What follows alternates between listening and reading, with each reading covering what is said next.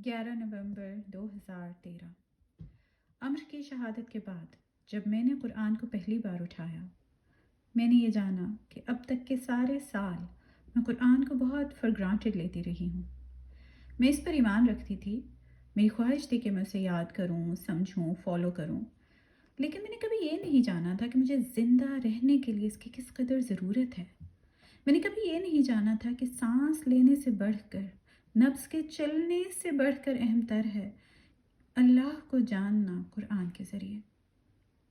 कुछ ऐसे दिन भी गुज़रे जब मेरा जी ही नहीं चाहता था कि मैं कुरान को नीचे रखूं।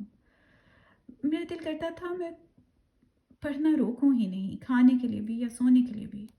जब मैं पढ़ती थी मुझे ऐसे लगता था कि मैं उन लोगों से कनेक्ट की जा रही हूँ जो मुझसे पहले आजमाए गए और इन आजमाइशों से निपटने में उनके सब्र की वजह से जो उनके दर्जात बुलंद हुए। मुझे ये याद दहानी मिलती है कि सिर्फ मैं ही नहीं हूँ जिसकी आजमाइश हो रही है।